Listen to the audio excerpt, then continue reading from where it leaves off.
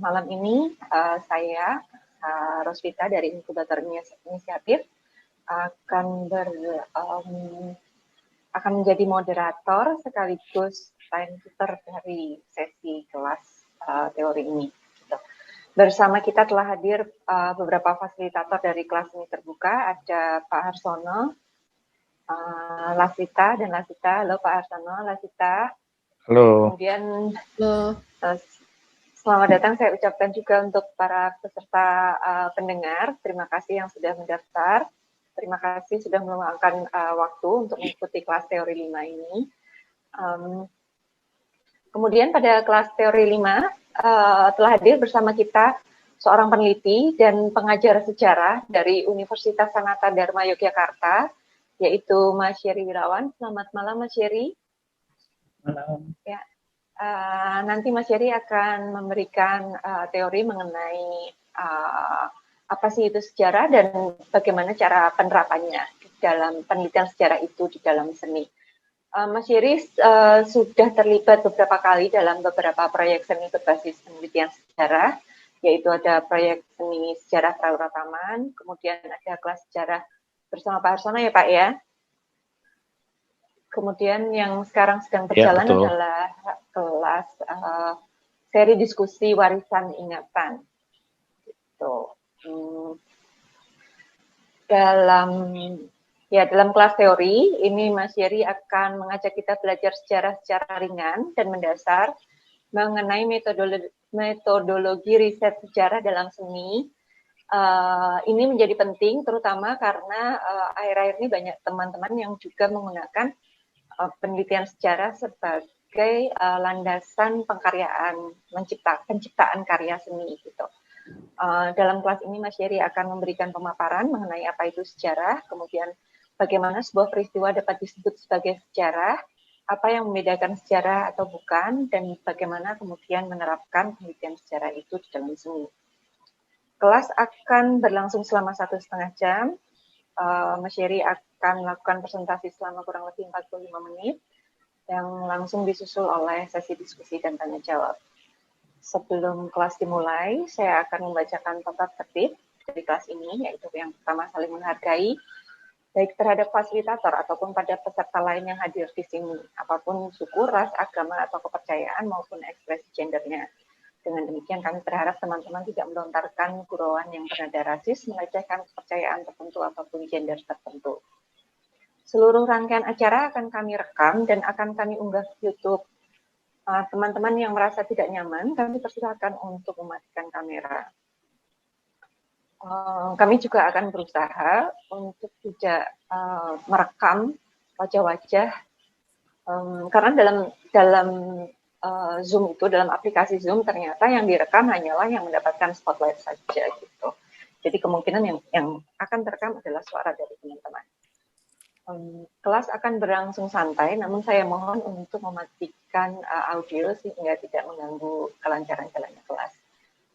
Para peserta pendengar yang tertarik untuk bertanya bisa menuliskan pertanyaannya terlebih dahulu di dalam chat box.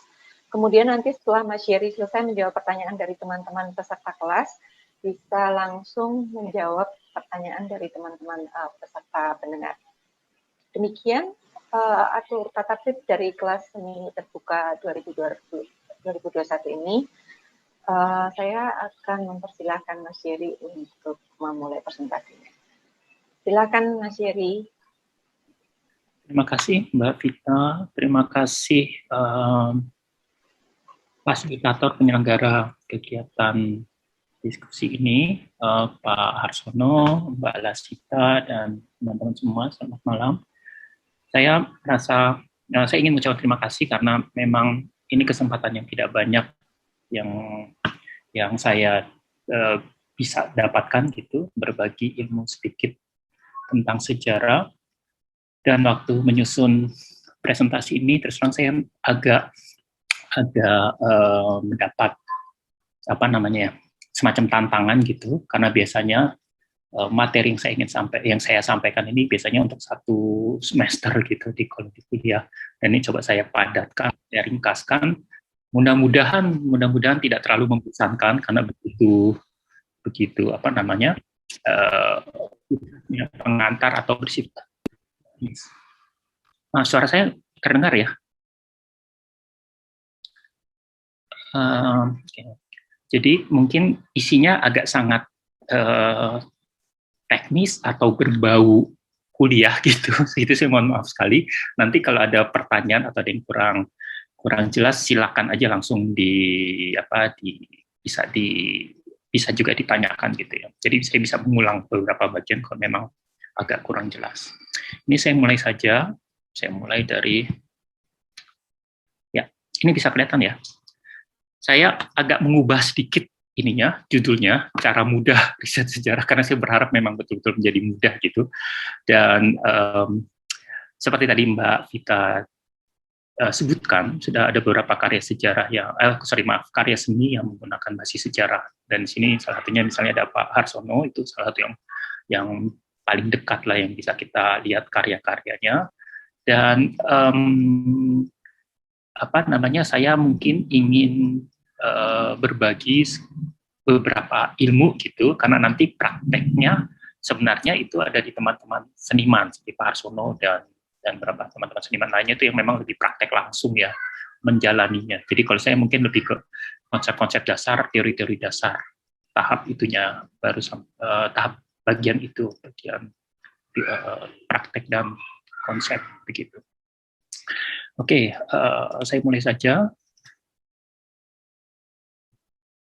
Nah, pertanyaan pertama yang sebenarnya ingin saya obrolkan lah kan begitu dalam acara malam ini adalah apakah sejarah itu, lalu bagaimana sih, apakah riset sejarah gitu, maksudnya apa kita riset sejarah, lalu bagaimana sejarah digunakan dalam seni budaya. Jadi kurang lebih 3 hal ini yang ingin saya diskusikan.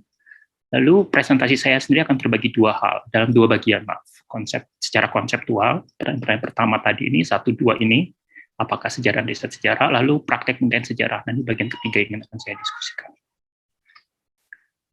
Oke. Nah, ini saya kemarin agak saya balik ya, karena tadinya ini saya taruh paling belakang gitu, tapi itu saya merasa mungkin cara ini bisa lebih membantu memperjelas paparan saya. Jadi saya mulai dari kalau dalam sejarah disebut historiografi, jadi outputnya, hasilnya, karya contoh-contoh beberapa karya dalam seni budaya yang menggunakan sejarah gitu. Dan saya di sini dalam nyusun ini, saya sebenarnya baru nyusun beberapa hari ini, mungkin ada beberapa kekurangan nanti, keterangan saya sini ada beberapa kekurangan, nanti saya mohon dikoreksi. Jadi ada 2 yang saya tangkap dalam penggunaan sejarah bagi karya seni. Pertama itu penelitian sejarah langsung atau dari karya buku sejarah. Dan mau nggak mau sih sebenarnya waktu saya cermati tetap ada riset sejarah dalam karya-karyanya. Misalnya yang pertama, penelitian sejarah langsung. Itu adalah karyanya yang paling monumental itu Pramudia Anantatur, tetralogi. Tetralogi ini kita tahu itu ada 4 judul, anak semua bangsa, Bumi Manusia, anak semua bangsa, lalu Jejak Langkah, Rumah Kaca, itu disusun berdasarkan hasil penelitian Pram di tahun 60-an. Pram waktu itu pertanyaan mendasar yang dia teliti sebelum dia ditangkap jadinya ya, itu pertanyaan mendasarnya yang dia ingin cari tahu adalah awal mula nasionalisme itu dari mana dan apa itu nasionalisme. Lalu dia mencoba menjawab pertanyaan tersebut dengan membaca semua koran-koran yang terbit pada awal modern. Jadi awal modern itu maksudnya sejak ada koran-koran Tionghoa, koran-koran Belanda gitu dia baca. Tapi itu banyak banget. Dan dia nggak bisa baca itu semua. Lalu dia, karena kebetulan adalah dosen pengajar sastra di Universitas Pergi, dia minta mahasiswanya untuk baca. Lalu dari situ terkumpullah berbagai macam materi sebenarnya. Tadinya dia mau buat 1 buku esai, kalau nggak salah ya, dia mau buat esai tentang awal mula nasionalisme. Tapi kemudian materi-materinya itu, bahan-bahannya, dokumentasinya itu dihancurkan tahun 65, dia ditangkap, dan dia dibuang ke Pulau Buru. Nah, di Pulau Buru inilah kemudian dia mulai merekonstruksikan apa yang didapat dari hasil penelitiannya. Lalu outputnya, hasilnya adalah tetralogi tersebut.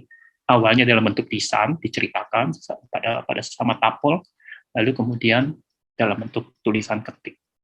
Ini yang paling monumental. Dan memang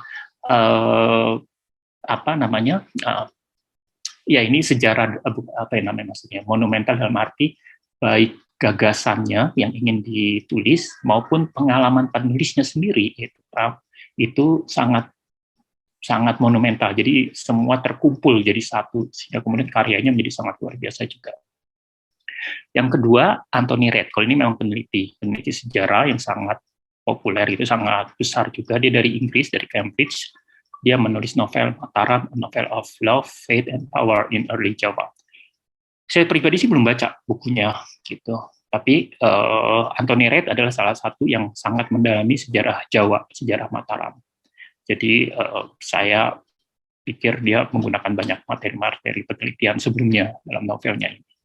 Lalu Pak Harsono, yang tadi juga sudah sedikit saya singgung, Casing on Collective Memory, ini nanti mungkin Pak Harsono bisa cerita lebih lanjut nanti, atau mungkin sebelumnya udah pernah ya Pak Harsono di kelas-kelas sebelumnya, tentang kekerasan pada masyarakat Tionghoa berdasarkan sebuah riset sejarah. Dan ini cukup panjang ya kalau nggak salah ya Harsono penelitiannya, dan juga turun ke lapangan ke beberapa makam dan wawancara gitu. Kalau nggak salah tahun 2016, tapi nanti saya mohon dikoreksi kalau saya salah dalam tahunnya. Iya, nanti. Lalu yang berikutnya adalah karya dari buku sejarah. Jadi di sini maksudnya penelitiannya tidak berangkat langsung dari sebuah turun ke lapangan dan meneliti sejarah, tapi dari karya yang sudah dibuat, disusun dari riset sejarah.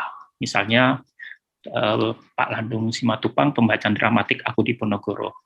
Ini juga saya mohon dikoreksi nih kalau saya salah dalam judul dan tahunnya.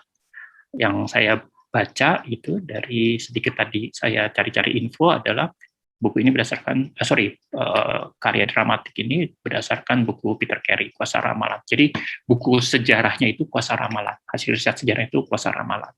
Lalu Babat di Ponorogo itu sendiri. Berikutnya lagi film Ki tahun 2005. Ini juga dari buku Suhoki, Jalan Seorang Demonstran, terbitnya tahun 82. Tapi di sini saya tulis juga bahwa sepintas ya, mungkin para penulisnya ini atau para seperti sutradaranya kalau untuk film Ki mungkin bisa menceritakan lebih jauh gitu. Tapi kalau sepintas yang saya lihat sebagai orang luar, sepertinya tidak cuma buku, tapi juga ada riset tambahan untuk melengkapi informasi yang didapat dari buku. Jadi pada akhirnya kalau saya melihat sepintas dari kedua model karya seni menggunakan sejarah itu ada aspek risetnya. Nah, saya sengaja menaruh ini di awal karena nanti saya mau cerita risetnya seperti apa. Lalu ini saya akan mulai dari soal konseptual. Apakah sejarah itu? Ini pertanyaan pertama yang tadi saya sempat ajukan. Sejarah sebenarnya secara sederhana sekali. Ini nanti bisa dikembangkan lebih lanjut. Sejarah adalah kejadian, peristiwa, momen, pemikiran, semangat dan sebagainya dari masa lalu. Jadi dari sesuatu yang sudah lewat gitu. Pertanyaan kemudian batasan masa lalu itu bagaimana? Kalau dalam studi sejarah sempat ya satu waktu, sekarang sih sudah tidak dipakai, tapi sempat dalam satu waktu itu pembatasan waktunya 50 tahun. Makanya kemudian ada buku 50 tahun Indonesia Merdeka, atau 30 tahun Indonesia Merdeka. Jadi ada waktu ukuran 30 tahun. Sempat ada seperti itu. Tapi kemudian kita tidak terlalu pakai lagi pembatasan waktu seperti ini. Lalu berikutnya ada juga yang menyebutkan peristiwa yang sudah terjadi. Ini misalnya Pramudia itu menyebutkan bahwa sejarah itu apa yang sudah terjadi. Kalau masih berlangsung, itu bukan sejarah. Itu sebabnya misalnya waktu tahun 2000-an awal, dia sempat diwawancara, ditanya, mau nulis nggak sejarah Orde Baru? Dia menolak, karena dia bilang Orde Baru belum selesai, masih berlangsung, jadi belum bisa disebut sejarah. Tapi ada juga yang beranggapan sejarah adalah menyoroti perubahan. Perubahan itu bisa perkembangan atau kemunduran ya. Jadi segala sesuatu yang berubah, jadi sudah bergeserkah berupa kemajuan atau kemunduran, itu masuk kategori sejarah. Nah, ada kurang lebih 3 konsep ini, tapi yang pertama ini sudah tidak terlalu digunakan, jadi mungkin lebih kita soroti konsep yang kedua dan ketiga. apa yang disebut sejarah. Nah, teman-teman jika ingin menggunakan konsep pengertian sejarah, mungkin bisa merujuk ke poin yang kedua dan ketiga ini. Lalu kemudian beberapa konsep tambahan lagi dalam studi sejarah itu ada 4 hal, dan ini gimana ya menjelaskannya? Ini agak panjang sih ya. Mudah-mudahan saya coba ringkas dalam waktu yang pendek dan mudah-mudahan bisa cukup jelas. Pisau sejarah terjadi dalam ruang dan waktu yang unik. Jadi kita tuh memang mencari sesuatu yang unik gitu, sesuatu yang khusus dalam sebuah peristiwa sejarah. Kalau ilmu sosial lainnya itu mencoba mencari sesuatu yang umum, yang tergambar secara general gitu. Tapi kalau sejarah kita mencari yang tidak umumnya, yang berbedanya, yang uniknya, dan sehingga kemudian kita menghindari generalisasi. Kita justru mencari yang tidak bisa digeneralisasikan. Gitu. Itu pertama. Lalu ada juga konsep kedua adalah kontinuitas dan diskontinuitas. Artinya kita menyoroti apa yang berlanjut terus dan apa yang tidak berlanjut. Misalnya kalau saya sering pakai contoh itu kayak diri kita sendiri ya. Kita tetap orang yang sama pada masa SD, SMP, SMA. Yang discontinue adalah pendidikan kita. Masa SMP kita sudah lewat, SMA kita sudah lewat. Tapi kita tetap orang yang sama dari kecil sampai besar. Ada aspek-aspek tertentu dalam diri kita yang berubah, yang discontinue. Ada aspek-aspek tertentu dalam diri kita yang continue. Nah, aspek inilah perubahan dan keberlanjutan ini yang menjadi sorotan juga dalam sejarah. Dan berikutnya ada istilah lagi, diakronis dan sinkronis. Ini maaf ya kalau terma-termanya tuh agak kayak butuh kamus sendiri. Tapi ini mungkin memperjelas perbedaan sejarah dengan ilmu sosial lainnya. Diakronis itu artinya sejarah itu mementingkan soal waktu. Jadi kita percaya bahwa waktu itu berperan penting yang mengubah sebuah peristiwa atau sebuah perubahan atau sebuah pemikiran. Kalau waktunya berbeda, pemikirannya mungkin berbeda. Mungkin juga sama sih, tapi mungkin juga berbeda. Jadi, waktu itu memainkan unsur penting dalam melihat sebuah konteks. Jadi, ruang dan waktu itu penting sekali bagi kita. Itu namanya diakronis. Kalau sinkronis, sebaliknya, waktu itu dianggap tidak terlalu penting. Nah, kalau sinkronis itu, misalnya kayak ilmu sosial lainnya, sosiologi, antropologi, dan sebagainya. Itu mereka tidak terlalu penting, misalnya, misalnya kayak gerakan perempuan lah, disoroti itu misalnya organisasinya, lalu aktivitas politiknya, tapi waktu bukan soal yang paling utama gitu, dalam yang menjadi faktor penjelas sebuah gerakan feminis. Ini contoh aja ya, saya contoh yang agak umum gitu. Tapi kalau di sejarah itu penting untuk menyoroti konteks waktunya.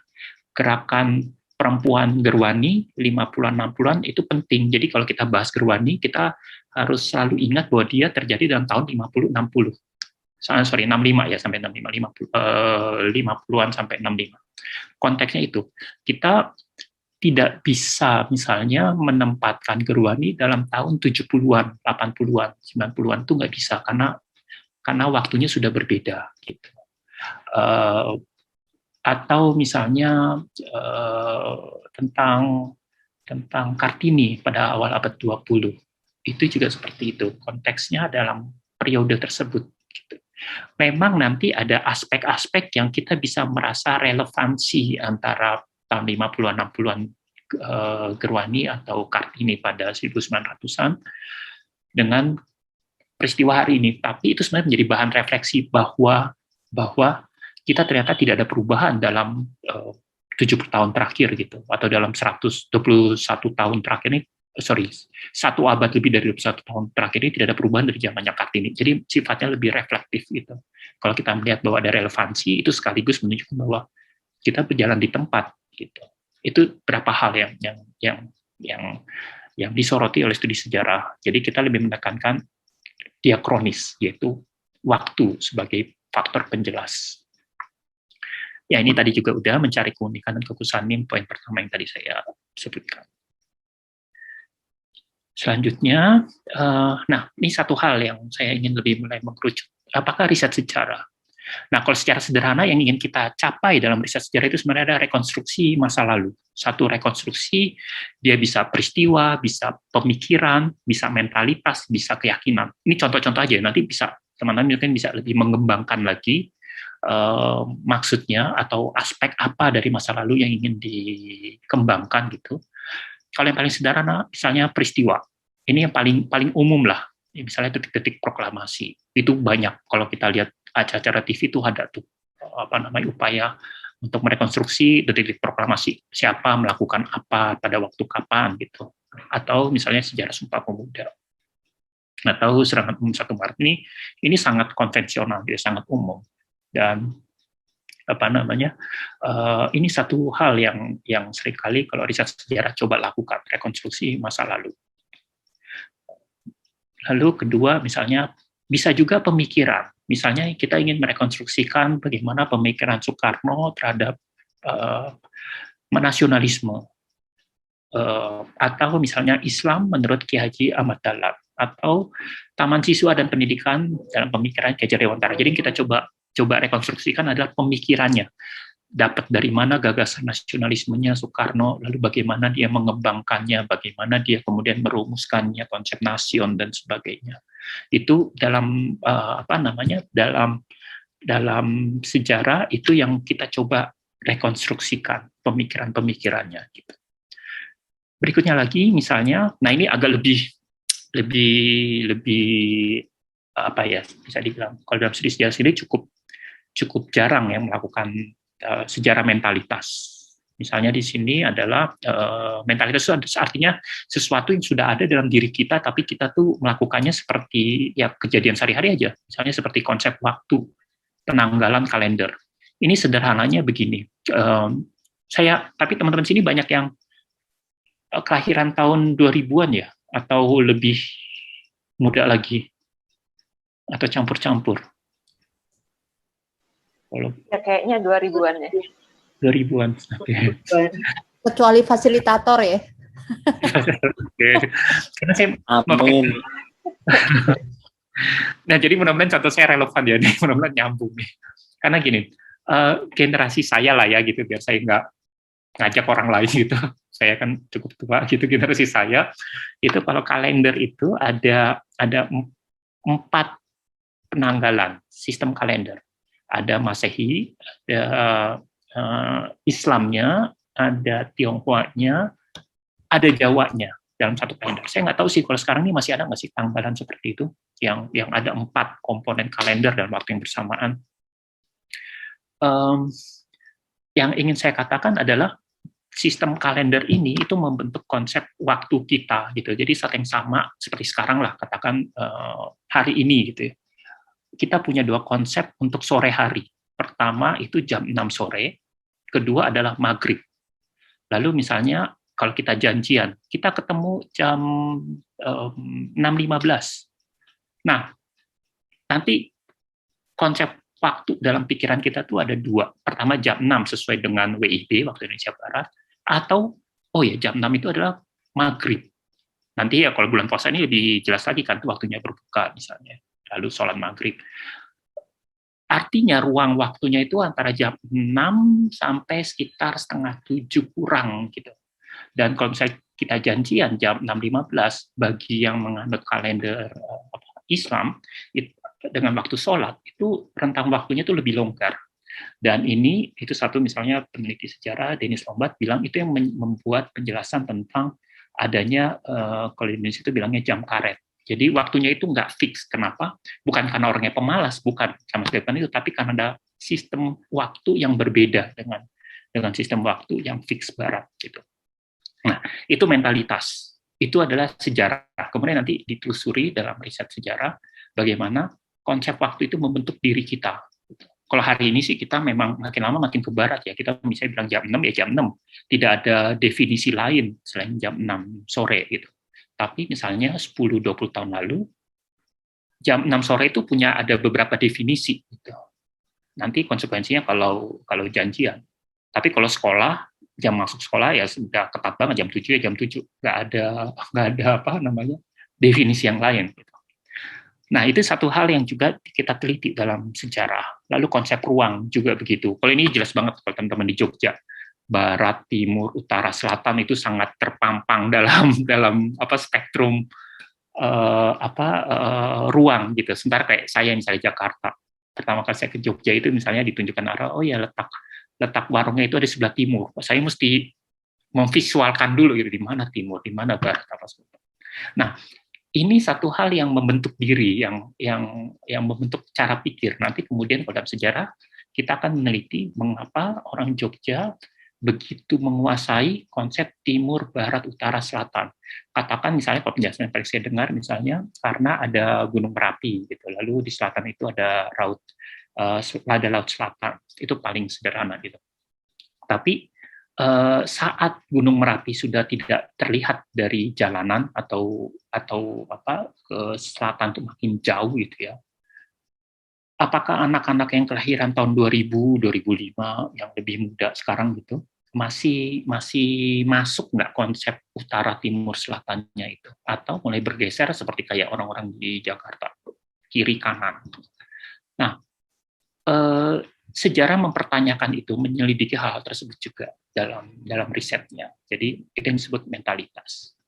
Selanjutnya keyakinan. Nah, ini juga mudah sih, pengaruh agama atau kepercayaan lokal gitu. Dulu ada tuh mahasiswa saya itu dia mau meneliti tentang macan putih yang muncul di Merapi dan itu tandanya gunung mau meletus. Kurang lebih gitu.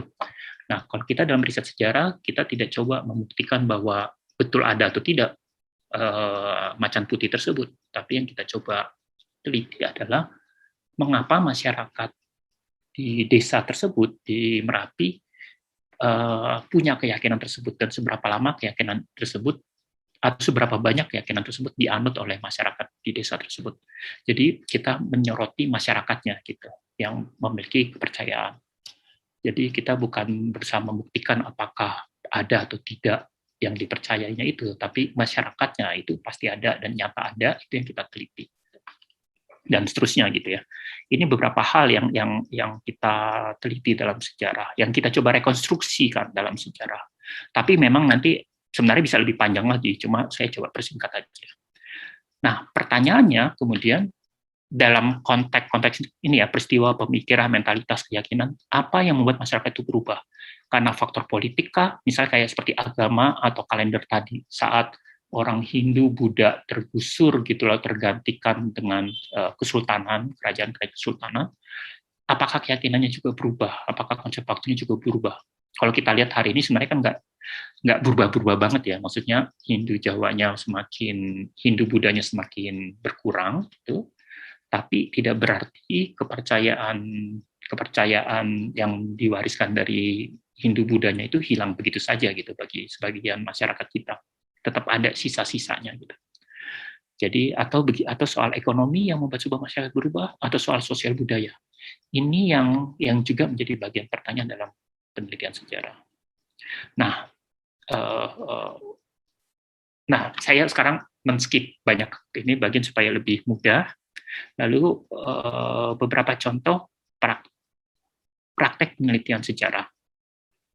Riset sejarah itu mudah. Ini saya sengaja tulis gini karena banyak sekali itu kesan saya sih yang merasa bahwa riset sejarah itu sulit.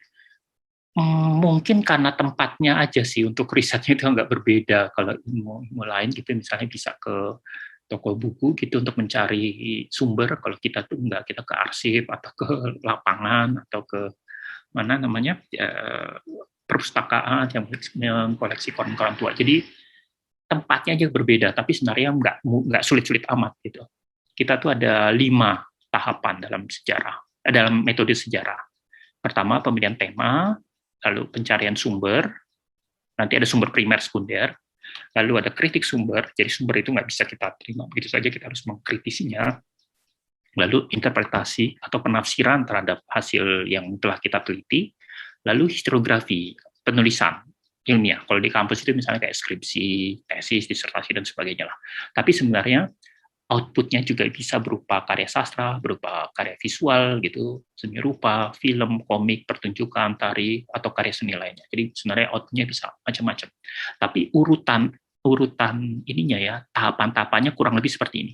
Ini nggak mesti dari 2 ke 3, 3 ke 4, nggak sih. Tapi seringkali kalau kita sedang menjalaninya itu kita dari 2 ke 3, 3 atau balik lagi ke 2, dari 2 kemudian kita ke 3 ke 4, atau nanti balik lagi ke 3. Bisa bolak-balik begitu. Tapi kurang lebih ini tahapannya. Jadi sebenarnya kalau kita lihat nggak banyak-banyak amat kan, ini maksudnya prosedurnya pendek aja gitu. Cuma nanti memang ada beberapa bukan dilema, problematika yang kita akan temui misalnya dalam soal sumber, lalu kritik sumber, yang paling jadi persoalan kalau kita riset sejarah. Berikutnya, ini yang pertama saya ingin bahas di sini misalnya pemilihan tema yang nomor 1. Saya membahas pemilihan tema. Kalau saya sendiri, nah ini agak sifatnya personal. Sebenarnya karena banyak sejarawan itu banyak banget mazhab-mazhabnya, banyak banget pendekatannya, cara kerjanya dan sebagainya. Tapi kalau ini yang saya pakai. Misalnya pertanyaan pertama yang saya ajukan adalah kalau mau riset itu guna dan manfaatnya. Kalau bagi saya sendiri misalnya ya harus punya tujuan kemanusiaan gitu. Karena kalau enggak ya ngapain gitu. Sesederhananya gitulah. Ya harusnya tujuan kemanusiaan pertama itu. Lalu kemudian apakah itu? Nah, misalnya seperti pengingat memori yang terlupakan, misalnya seperti kekerasan masa lalu atau identitas yang dihapus. Gitu. Itu hal-hal yang bagi saya sih saya menggunakan riset sejarah untuk itu. Lalu manfaatnya apa? Nah, ini satu hal yang saya juga sedang berpikir-pikir ya. Maksudnya gini, saya kemudian coba untuk stick atau coba untuk menekuni 1 atau 2 tema tertentu yang secara kurun waktu panjang saya garap terus-menerus gitu karena merasa misalnya masih harus dikerjakan persoalan tersebut. Misalnya kalau saya sendiri menekuni tentang studi Tionghoa, sejarah masyarakat Tionghoa. Alasannya apa? Karena ada faktor kekerasan masa lalunya, ada identitas yang dihapuskan, lalu ada generasi muda Tionghoa yang makin tidak peduli dan sebagainya dan seterusnya begitu. Lalu apakah saya akan berganti tema? Saya merasa sih belum. Saya merasa akan masih menekuni tema ini. Kenapa? Karena isunya masih ada gitu. Jadi saya stick dalam sebuah isu karena saya merasa bahwa hal yang mesti diulas atau diteliti itu masih ada dan harus terus-menerus dilakukan penelitian atau penulisan dan sebagainya tentang hal tersebut.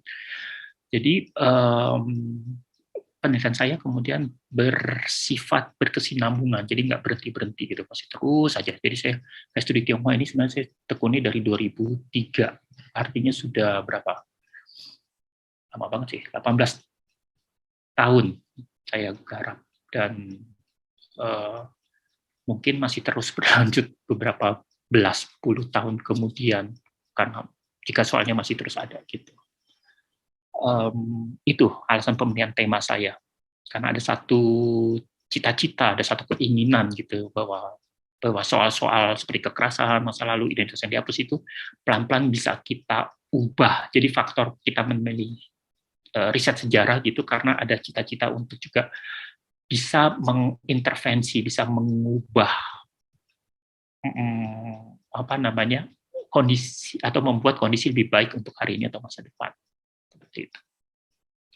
Lalu berikutnya alasannya juga adalah kedekatan tema yang akan diteliti, misalnya mengenal masyarakatnya, daerahnya, konteks waktunya. Ini penting banget karena seringkali kalau terlalu berjarak gitu ya, itu terlalu banyak hal yang perlu dipelajari. Sebenarnya boleh-boleh aja sih, sah-sah aja, bisa aja seperti itu gitu ya.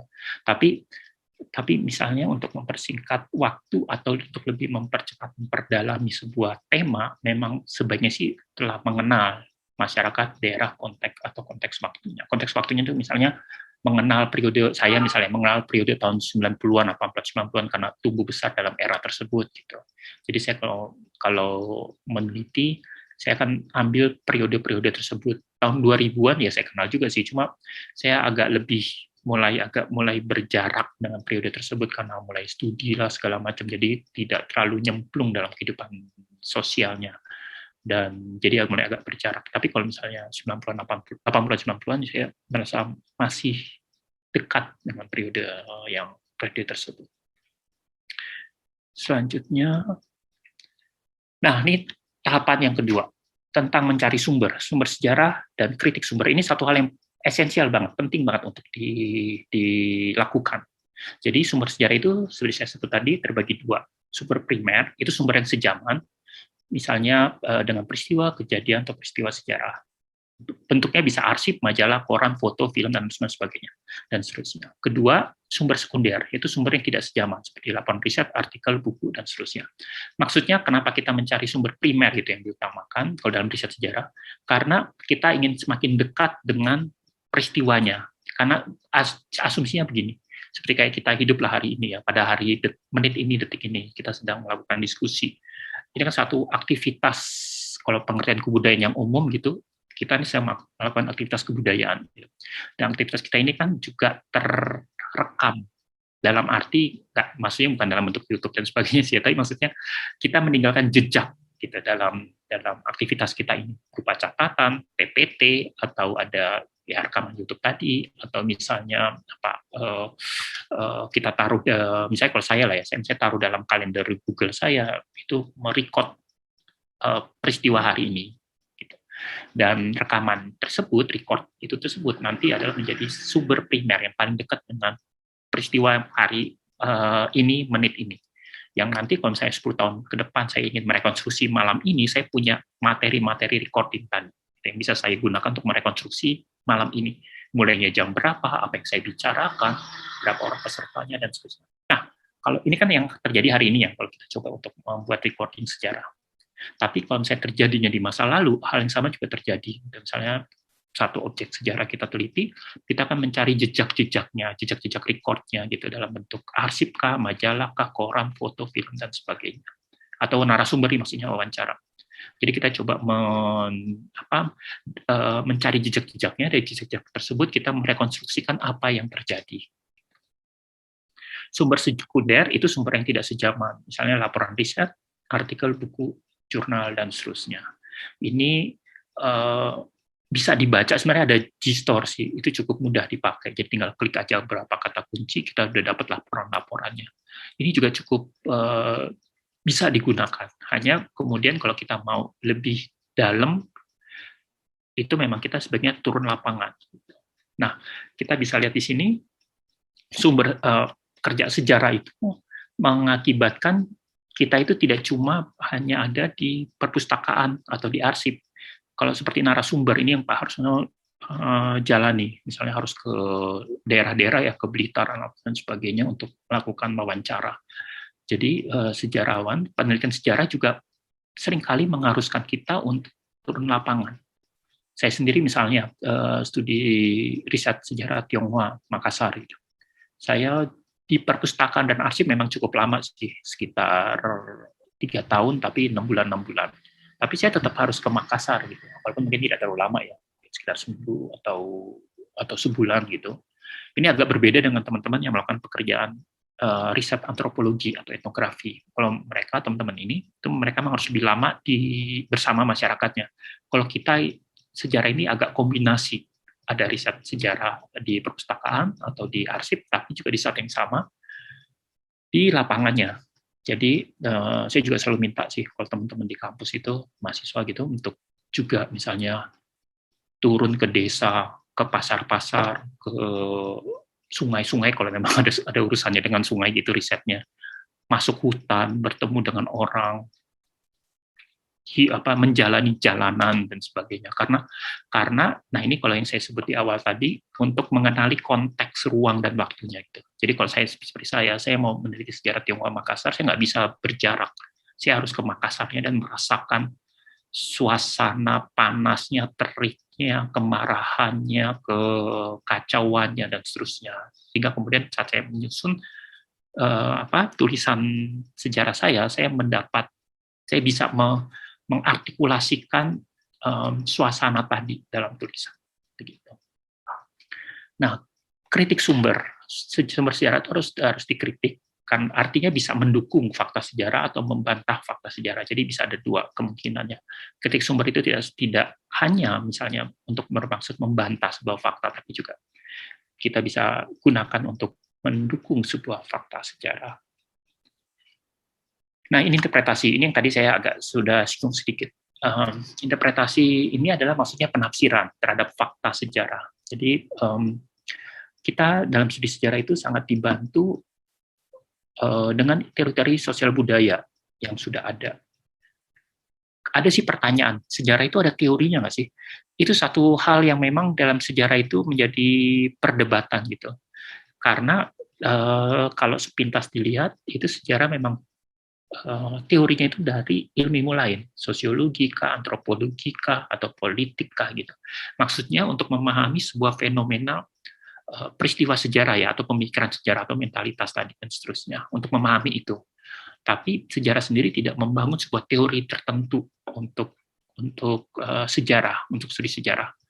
Ada misalnya bentuk penulisan sejarah gitu, historiografi yang penekanannya aspek-aspek tertentu. Nah, itu ada lagi sih, pembahasannya agak panjang lagi.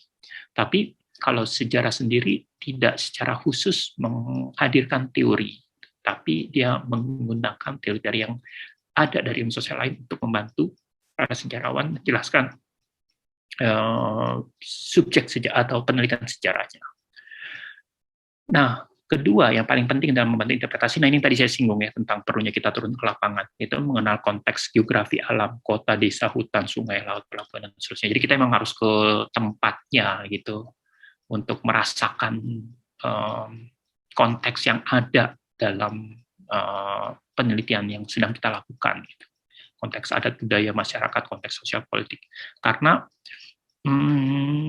tetap akan ada perbedaan ya, dalam nuansa saat kita misalnya ya, yang menjadi bagian dari kisah sejarah itu dengan orang luar. Orang luar sih bisa menuliskan sejarah tentang kita, misalnya tentang saya orang Jakarta menuliskan sejarah Jogja, ya bisa gitu.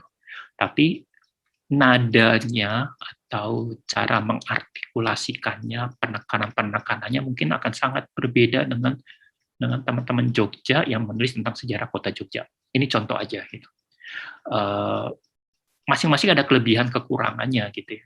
Dan itu juga satu hal yang diperlukan dalam studi sejarah. Jadi persoalannya sih bukan bahwa satu karya sejarah lebih bernilai dari karya sejarah yang lain gitu, dari maksudnya antara karya sejarah yang ditulis oleh orang Jogja dengan karya sejarah yang ditulis oleh bukan orang Jogja itu bobot nilainya berbeda dalam arti mana yang lebih unggul gitu ya, bukan persoalan itu, tapi ada wawasan-wawasan yang mungkin punya nuansa yang berbeda antara orang Jogja yang menulis sejarah Jogja dengan orang luar Jogja yang menulis tentang sejarah Jogja. Mungkin akan ada perbedaan nuansanya gitu. Nah, di sini memang satu hal yang sama, yang tetap adalah mau dia orang Jakarta, mau dia orang Jogja, dia tentu pasti harus menguasai, mengenali konteks geografi Yogyakarta. Ini contoh aja ya. Tapi hal-hal lain yang bisa dilakukan juga misalnya untuk soal pemikiran tadi dan sebagainya. Memang mungkin agak soal kalau misalnya kalau nulis sejarah perang gimana? Apakah harus ikut perang? Gitu. Ya enggak juga sih, saya nggak bilang begitu juga. Atau misalnya sejarah kekerasan, harus terlibat dalam kekerasan? Ya enggak juga sih. Tapi sebenarnya tergantung apa yang ingin disampaikan dalam risetnya. Misalnya tentang korban perang atau korban kekerasan. Kita bisa tetap harus ada terbangun rasa empati dengan mereka-mereka yang korban perang atau korban kekerasan. Caranya mungkin tidak dengan mengalaminya langsung ya, tapi dengan mengenalnya para korban-korban tersebut gitu. Jadi kita bisa membangun satu cara pandang saat kita ketemu fakta-fakta sejarah. Karena kalau kita riset sejarah gitu, kita ketemu dokumen-dokumen, kita kan melihatnya itu seperti ini ya, seperti seakan-akan dia netral. Kita mungkin akan agak kesulitan membayangkan kalau seseorang yang menuliskan laporan tersebut sedang menangis gitu karena kesakitan, sehingga dia harus menuliskan laporannya atau diary-nya atau catatannya gitu. Kita baru tahu bahwa itu ditulis dengan menangis misalnya, kalau kita ketemu orangnya atau ketemu anak cucunya gitu. Jadi kita bisa tahu saat kita melihat dokumennya lagi, kita ini bukan ditulis dengan mudah gitu, ini ditulis dengan setengah mati gitu. Nah itu caranya ya kita memang harus datang ke tempatnya. Ini saya maksud konteks geografi, alam, adat, budaya, sosial, politik, dan seterusnya. Nah, untuk melengkapi, saya ingin berbagi sedikit ini, ada beberapa contoh,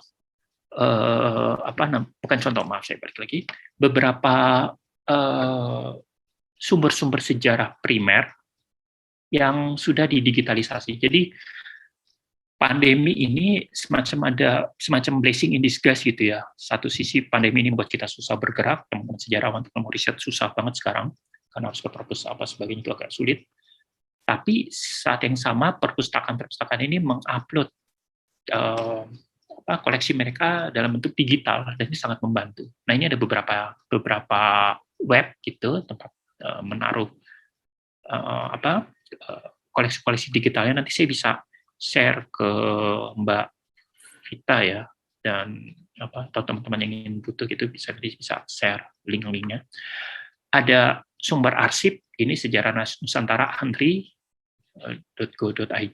Ini sebenarnya saya dulu sempat kerja juga bantuin di sini digitalisasi arsip-arsip VOC, tapi ini periodenya klasik sekali abad 17-18, dan tulisannya saya bikin puyeng sih, tapi beberapa itu sudah ditranskrip dan sudah diterjemahkan, dan ada peta-peta juga, ada ada beberapa sketsa gitu, nggak terlalu banyak tapi ada beberapa.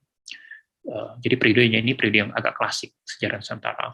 Lalu koleksi Perpusnas, ini berupa majalah-majalah atau naskah, belum komplit, tapi ada beberapa yang cukup menarik lah. Lalu sumber tersimpan di KITLV ini berupa foto digital collection, ini juga menarik. Cuma ini saya pikir agak sulit untuk di-download karena mereka itu, sepengetahuan saya itu kalau kita mau download versi yang ukurannya besar gitu untuk bisa kita gunakan lagi, kita reproduksi, itu ada bayarannya. Lalu Star Weekly di Monash Collection, dan sebenarnya satu lagi saya lupa naruh nih, Sinpo juga sama di Monash Collection online. Ini Star Weekly dan Sinpo itu dua majalah dan koran Tionghoa yang terbit dalam era masa kolonial Belanda dan sedikit di masa kemerdekaan. Itu ada beberapa ditaruh di dalam bentuk digital. Isinya nanti saya akan tunjukkan, tapi juga saya rasa cukup menarik untuk memberikan potret kehidupan masyarakat Indonesia ya, di Jakarta atau di kota-kota lain dalam periode-periode tahun 1920-an, 30-an, 40-an, dan seterusnya. Lalu di Chinese Indonesian Community Document, ini juga ada di Washington University. Ini lebih berupa buku-buku sih, cerita-cerita atau karya-karya sastra yang dibuat oleh komunitas atau penulis Tionghoa yang pada masanya disebut karya-karya picisan, karya-karya murahan gitu, yang dianggap bukan karya sastra yang adiluhung. Kalau adiluhung itu kan Balai Pustaka, Pujangga Baru, dan seterusnya. Nah, kalau karya-karya sastra yang ditulis oleh orang Tionghoa itu kan dianggap orang marginal, masyarakat marginal, maka picisan lah, harganya cuma sepicis, itu murahan, isinya nggak keruan gitu dan sebagainya. Nah, ini diupload dalam bentuk digital di sini. Menariknya nanti dalam cerita-cerita itu kita bisa lihat misalnya dialog-dialognya, gambaran kehidupan masyarakat sekitar 1920-an, 30-an, kosakata yang digunakan, apa yang dilakukan jika bertamu atau jika berkunjung atau dan seterusnya. Lalu ada juga koran berbahasa Belanda. Ini luar biasa banget. Ini satu proyek yang saya tuh sampai sekarang masih terkesan. Itu dari delver.nl di Belanda. Kita bisa akses dengan mudah. Cuma webnya dalam bahasa Belanda, cuma gampang kok, nggak terlalu susah ininya. Kalau sekarang ya nggak terlalu susah. Kita bisa menduga isinya webnya apa. Isinya tentang koran Belanda, sehingga kemudian koran-koran yang terbit di Batavia, Jogja, Semarang, Sulawesi, sebagainya dalam bahasa Belanda juga ada di sini. Dan ini menarik banget karena menceritakan berbagai laporan kehidupan pada masa itu. Ya, ada berita-berita politik juga yang besar-besar, tapi ada juga misalnya tentang kedatangan kapal atau keberangkatan kapal dan seterusnya. Jadi atau beberapa pameran, misalnya seperti Emeria Sunasa gitu, pameran pertamanya itu kita bisa ketemu di sini. Atau Sujoyono, pameran pertama itu kan di saya lupa namanya di screen ya sekarang. Saya lupa namanya. Nah itu ada laporan-laporannya dan ada juga beberapa foto-fotonya gitu. Lalu Dream Sea, ini saya baru nemu sih. Ini isinya berupa naskah-naskah. Nah ini kalau teman-teman yang bisa berbahasa atau membaca huruf-huruf Jawa atau huruf Jawi, Jawi itu maksudnya huruf Arab gundul, yaitu tulisannya Arab tapi bahasanya bahasa Melayu atau Pegon, itu hurufnya Arab gundul tapi bahasanya bahasa Jawa. Nah bisa di sini di naskah-naskah ini juga menarik sebenarnya. Tapi saya belum sempat browsing, ini baru saya ketemunya. Selanjutnya, nah ini berapa contoh yang tadi saya sebut Star Magazine. Mas Yeri tinggal 2 menit ya waktunya, Mas. Oh iya, oke. Saya sebut. Ini Star Magazine, saya menyampaikan sedikit gambaran. Ini tahun 39, jadi cover pertama. Ini Sinpo, cover ini majalah juga tapi weekly, gitu. Tahun 33. Nah, kalau ini yang tadi saya bilang koran buku-buku Tionghoa yang terbit di era Belanda yang dianggap bacaan picisan gitu. Ya. Jadi semua ini bisa digunakan bagi teman-teman yang ingin melakukan penelitian sejarah. Demikian dari saya, terima kasih. Makasih Mas Yeri. Tuh, pemaparannya menarik ya Mas ya. Karena sangat runut dan juga sangat terstruktur gitu langkah-langkahnya, sehingga kita bisa, yang bukan peneliti sejarah, bisa memahami apa saja yang harus dilakukan jika kita ingin memulai sebuah riset sejarah. Nah, sebetulnya ya Mas Yeri, kita mengundang Mas Yeri malam ini itu karena ada beberapa teman yang teman peserta kelas seni terbuka ini yang tertarik gitu untuk mendalami riset sejarah, sehingga kami merasa penting gitu untuk menghadirkan Mas Yeri di sini gitu, agar bisa dipelajari apa sih riset sejarah itu untuk teman-teman yang berminat. Baiklah, sesi tanya jawab saya buka. Silakan buat teman-teman peserta KST yang ingin bertanya, terutama teman-teman yang punya ketertarikan ya, yang kayaknya udah nggak sabar gitu mau memulai risetnya. Jadi ini beberapa teman Mas Yeri yang tertarik menggunakan riset sejarah itu ada Andika, kemudian sayangnya Yosep itu lagi nggak ada Mas. Yosep itu pendekatannya juga sedikit banyak sejarah, mungkin Ozak juga ya.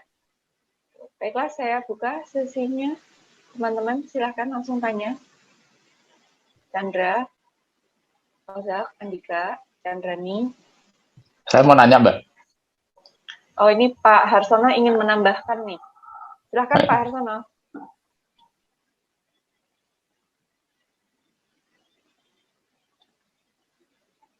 Pak Harsono. Ya, tadi sorry. Katanya ada yang pengen ditambahkan, Pak. Ya. Silakan, Pak. Saya mute anunya. Ya, tadi Yeri mengatakan bahwa ada satu hal yang penting dalam riset lapangan, bahwa riset lapangan itu kita datang ke lokasi tersebut untuk memahami masalah-masalah di sana, merasakan ambience dan seterusnya. Ada satu hal yang saya alami, pentingnya sebuah riset lapangan. Ketika saya mendapatkan data dari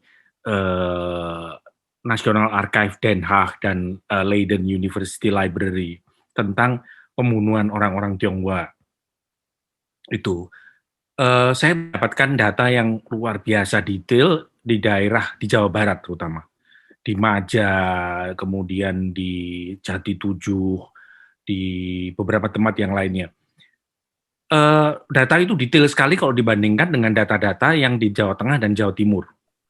Nah, ketika saya datang ke Jati 7, saya datang ke Maja, itu ternyata tidak ada kuburan massal, sama sekali tidak ada. Tidak ada orang Tionghoa sama sekali. Terus kemudian saya berpikir, ini gimana ya antara data detail data tertulis yang detail ini dengan situasi yang sebenarnya pada waktu itu. Dan kemudian saya ketemu dengan satu orang bapak petani di Jati 7. sudah tua sekali dan dia bongkok gitu. Kemudian dia cerita, semua apa yang dia ceritakan, nama-nama itu sama persis dengan nama-nama yang ada di dalam dokumen saya ini. Lantas kemudian saya hanya cuma mengambil kesimpulan, kenapa ya kok tidak ada kuburan massal? Kemudian saya mengunjungi kuburan-kuburan Tionghoa yang ada di daerah tersebut. Sebagian besar kuburan-kuburan itu sudah rusak, dijadikan lapangan sepak bola, diambil alih oleh masyarakat dan seterusnya. Nah, kesimpulan saya adalah bahwa karena di daerah tersebut setelah pembunuhan orang-orang Tionghoa tahun 48-49 itu, mereka lari dari kota itu, mereka tidak ada yang berani tinggal di kota itu, mereka pindah ke Kuningan, pindah ke Cirebon, yang dari Maja pindah ke Majalaya dan seterusnya, Majalengka dan seterusnya. Nah, kemudian saya mengambil kesimpulan bahwa di sini tidak ada kuburan massal karena tidak ada orang Tionghoa yang tinggal di sana setelah pembunuhan itu. Karena apa? Karena penggalian orang-orang Tionghoa yang dibunuh kemudian dikuburkan sembarangan itu adalah perintah dari Chonghua-Chonghue yang ada di Jakarta kepada Chonghua-Chonghue di seluruh Indonesia, di kota-kota kecil, terutama di Jawa. Nah, ternyata kalau di sana tidak ada orang Tionghoa, maka tidak ada Chonghua-Chonghue, maka tidak ada orang yang menggali, maka tidak ada kuburan massal. Itu kesimpulan saya. Nah, kalau saya tidak melakukan riset lapangan, maka saya tidak akan mengetahui alasan ini kenapa, gitu. Dan itu salah satu yang saya anggap bahwa inilah pentingnya riset lapangan. Antara data tertulis dan kemudian apa yang terjadi di lapangan itu bisa berbeda sama sekali. Dan itu kita bisa kemudian setelah kita wawancara dengan beberapa narasumber, kita akan menemukan, kita bisa mengambil kesimpulan. Kenapa ini tidak sama antara data tertulis dan kenyataan di lapangan. Itu aja. Terima kasih. Terima kasih Pak Har. Baik teman-teman, saya persilahkan langsung karena ini waktunya sudah lewat dari jam 8, kita cuma punya waktu sampai 20.30. Silakan. Teman-teman peserta, terutama Chandra, Andika, Ozak, Chandrani. Saya mau nanya, Mbak. Waduh, duluan. Siapa dulu nih? Gak usah pingsut, udah langsung aja. Ozak, silakan. Dulu ya.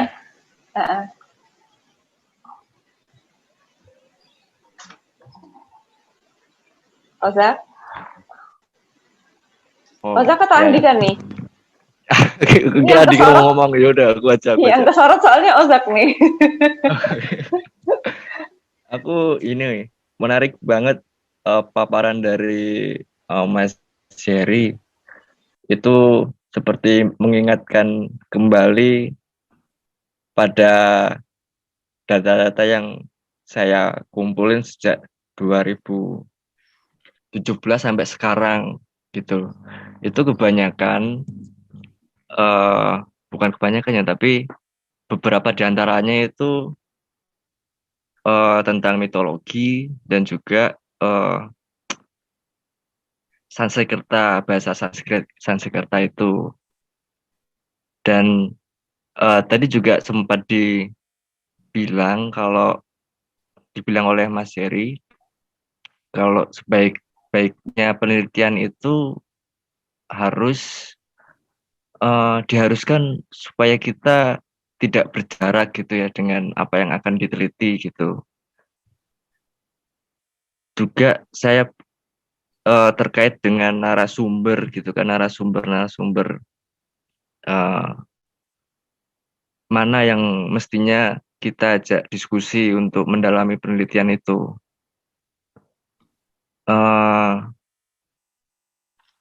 Saya mengalami kendala soal ini ya, soal keberjarakan itu karena tentu saya nggak mengalami perubahan yang ada di masa lalu gitu kan. Kalau baca buku pun ya saya suka baca buku, cuman saya sekedar khawatir aja kalau saya salah tafsir gitu kan, salah tafsir atas fakta sejarah itu gitu. Terutama pun saya juga sempat merasa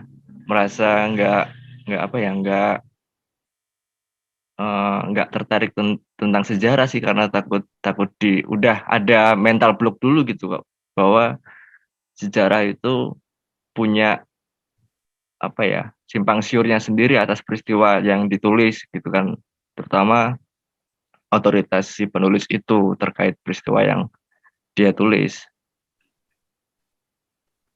gitu. Terus kemudian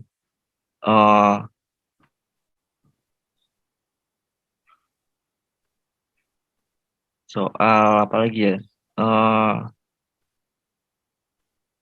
Mungkin apakah narasumber itu memiliki spesifikasi tertentu atau enggak, kayak misal narasumber asli Jawa gitu misal. Tapi kalau saya pikir asli Jawa itu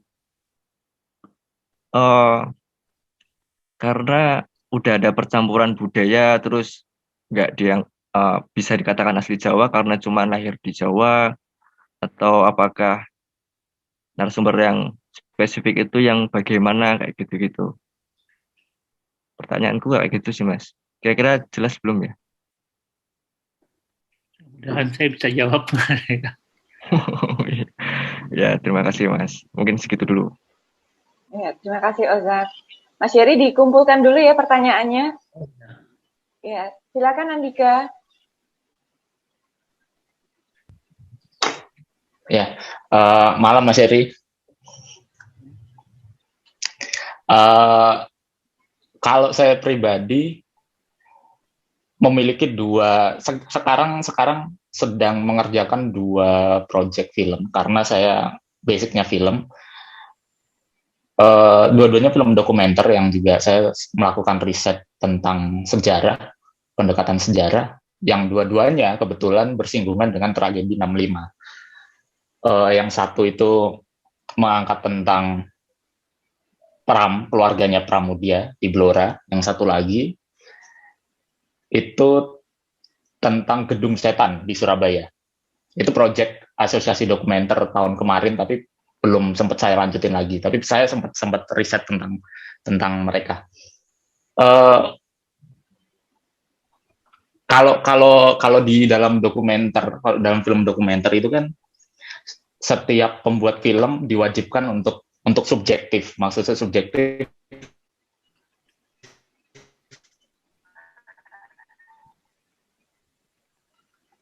ada keberpihakan gitu melakukan riset, menentukan tujuan akhir dari sebuah karya kita. Apakah kita mau di sisi mana kita ingin membela, ada pembelaan dalam sebuah karya itu. Yang itu akhirnya mengeliminasi beberapa data-data dalam sejarah yang telah kita riset gitu misalnya. Walaupun saya melakukan seperti itu ya, maksudnya film pasti ada subjektivitas gitu. Tapi dalam diri saya itu saya masih, ketika melakukan pengeliminasian terhadap data-data itu, saya masih selalu bertanya tentang bagaimana sebenarnya sejarah itu sendiri, studi terhadap sejarah itu sendiri, itu memandang kebenaran. Adakah kebenaran yang benar-benar benar secara absolut, atau kebenaran itu sebenarnya adalah kebenaran subjektif semuanya, sehingga subjektivitas itu sendiri bisa kita anggap sebagai kebenaran. Saya juga melakukan studi film, dan sejarah film eksploitasi sinema yang pada aspek-aspek propaganda. Yang itu akhirnya melegitimasi tentang tujuan tertentu, yang akhirnya dia mengiris kebenaran-kebenaran, menutupi kebenaran-kebenaran yang lainnya gitu. Nah, gimana sih sebenarnya studi sejarah itu secara mendasar melihat pada aspek kebenaran ini? Itu aja sih, Mas. Terima kasih Andika.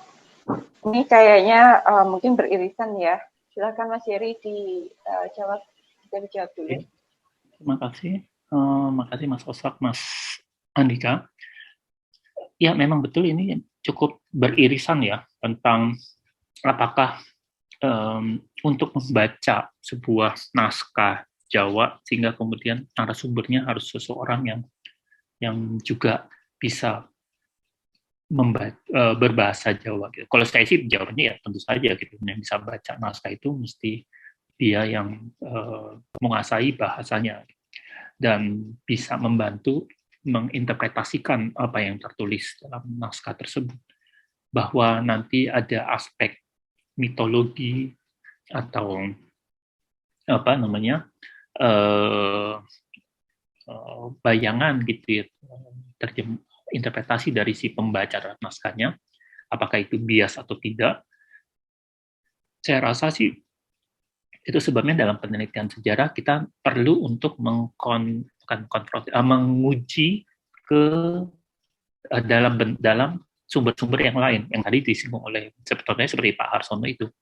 Jadi Pak Harsono juga misalnya seperti kan ke Den Haag ketemu arsip, lalu ke lapangan ketemu petani. Nah itu yang upaya untuk menguji kebenaran sebuah informasi sejarah. Jadi memang kita harus mengkomparasikannya dengan yang lain. Jadi kita tidak bisa hanya pada satu sumber saja, kita juga harus menguji pada yang lain. Kecuali kita ingin mengaksentuasi, harus menekankan sebuah karya.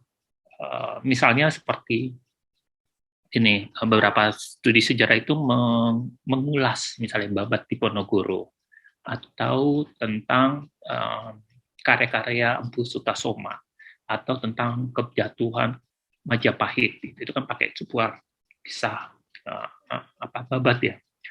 Dan tentu di dalamnya banyak imbuhan, banyak tambahan begitu.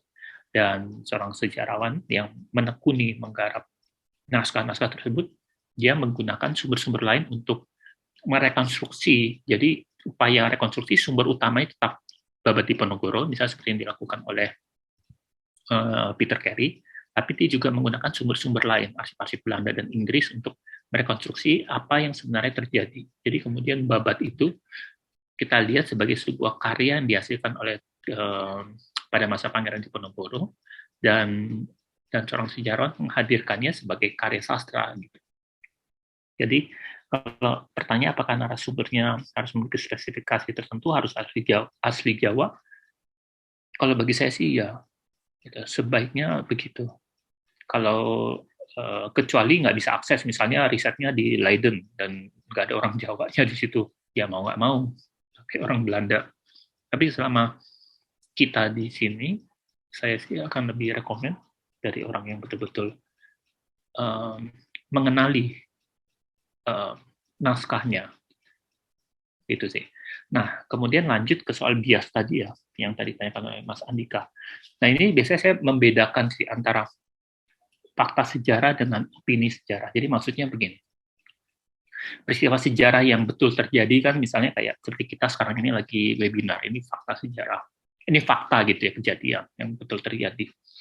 Tapi misalnya jika ada yang nulis misalnya presentasi saya begitu rumit misalnya, itu kan interpretasi gitu ya. Dan atau misalnya penjelasan saya begitu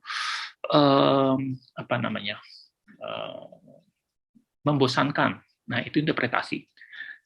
Tapi faktanya tetap sama, yaitu bahwa saya presentasi, bahwa kemudian dia punya interpretasi yang berbeda dari pendengar, itu adalah opini. Gitu.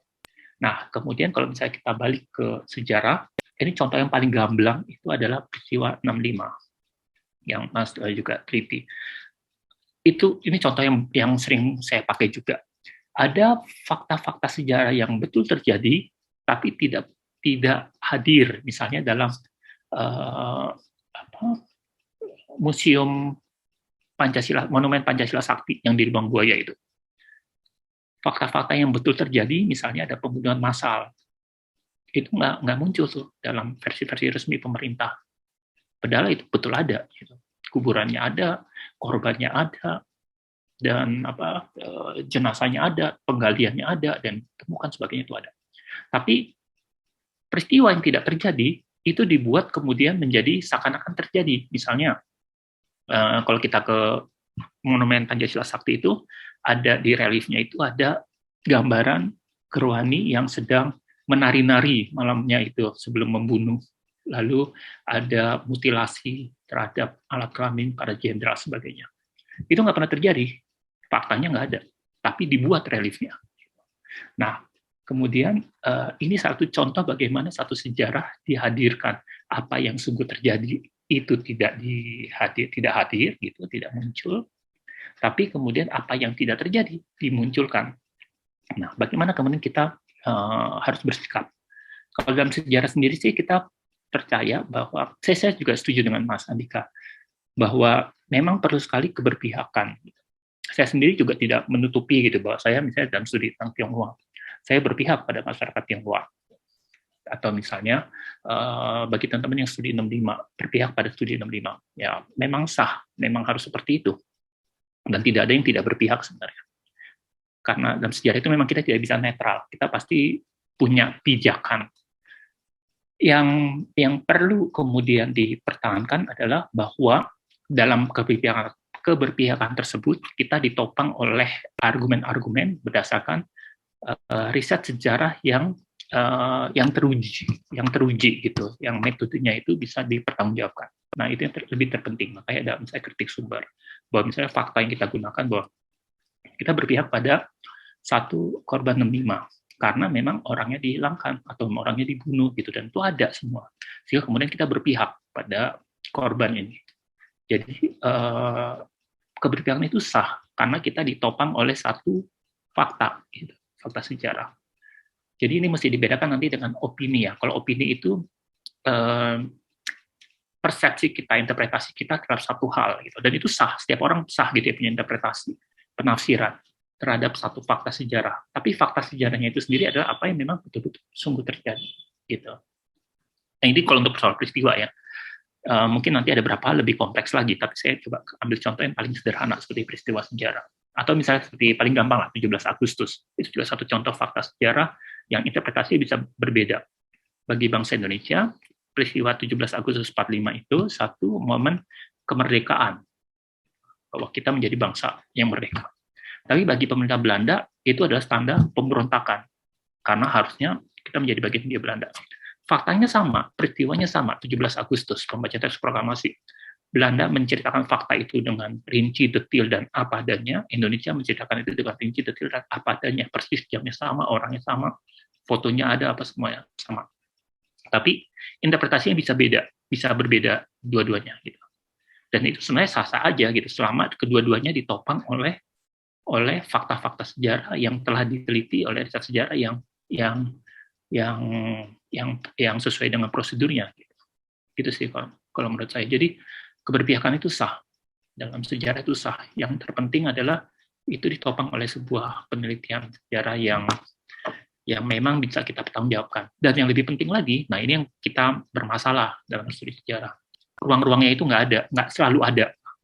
Kayak misalnya 65 tadi, kita bisa paparkan, kita punya fakta ini, dan kita bisa berargumen, kita berpihak. Tahu-tahu kita diskusi dibubarin, kayak gitu-gitu loh. Nah itu yang lebih bermasalah di situnya sih. Gitu. Tapi kalau tugas sejarawan, tugas penelitian, dan sebagainya tetap sama. Ya, berpihak itu sah, selama dia didukung oleh fakta-fakta sejarah berdasarkan riset sejarah. Itu kalau jawaban saya, Mas Andika dan Mas Osap. Mudah-mudahan bisa membantu. Ya, terima kasih, Mas Yeri. Bagaimana teman-teman KSP? Ada yang mau tanya?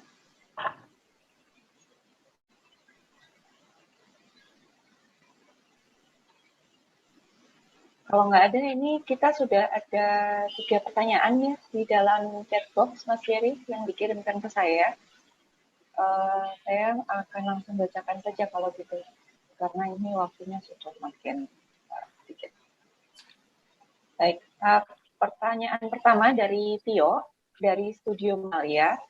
Pertanyaannya adalah, apa saja mazhab dalam disiplin sejarah dan referensi tekstual dan apa referensi tekstual untuk memahami pemetaan mazhab tersebut?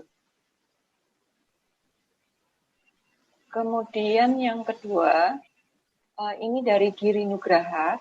Menurut Mas Yeri, seberapa besar urgensi menyuguhkan penelitian sejarah, khususnya sejarah seni di masa ini untuk generasi saat ini? Lalu bagaimana manfaat penelitian sejarah di ranah seni sebagai tinjauan untuk objek formal karya seni monumental di masa lalu, misalnya relief di candi? Itu pertanyaan kedua. Kemudian yang ketiga, ini langsung saja ya Mas Yeri, 3 pertanyaan sekaligus. Pertanyaannya dari Cheryl, bagaimana kita dapat menjauhkan apropriasi dalam merekonstruksi sejarah? Contohnya mengilustrasikan opini dalam karya seni saya yang berarti kombinasi dari fakta dan interpretasi. Apakah seni seharusnya subjektif dan bias? Gitu Mas Yeri. Silakan Mas Bisa langsung dijawab saja. Oke, terima kasih. Ini pertanyaan cukup sulit. Saya coba jawab ya semampunya. Pertama tentang mazhab dalam disiplin sejarah dan referensinya. Wah, coba tanggung dulu. Mazhabnya itu banyak sekali, sangat-sangat banyak gitu ya. Kita di Indonesia itu juga banyak mazhabnya. Yang paling gampang sih ada misalnya sejarah Orde Baru, wah itu udah mazhabnya tersendiri lagi. Cirinya adalah kalau Orde Baru karena pemerintahan militer, maka yang ditekankan adalah militer. Makanya kalau teman-teman baca buku sejarah dari Orde Baru itu diceritain perang, dulu kemenangan perang di sini, perang di sana, revolusi tentang perang lagi, nanti 65 tentang perang lagi. Jadi begitu terus karena apa? Karena militer yang hadir dalam mazhab tersebut.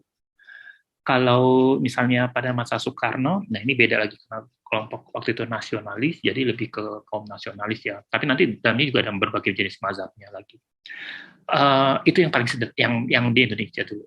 Tapi kemudian kalau pas Orde Baru sih sekarang udah macam-macam. Nah ini emang kita agak persoalan karena banyak banget bentuk-bentuk riset sejarah yang berkembang di tengah anak muda sejarawan kita. Ada kuliner, sepak bola dan sebagainya. Tapi kalau di luar negeri ada beberapa mazhab juga, misalnya seperti kalau Prancis itu lebih ke sejarah mentalitas yang tadi saya sempat singgung. Jadi lebih meneliti siapa sih orang Indonesia, apa sih yang ada dalam benak orang Indonesia gitu. Jadi misalnya kayak ada misalnya stigma orang Jawa itu pemalas.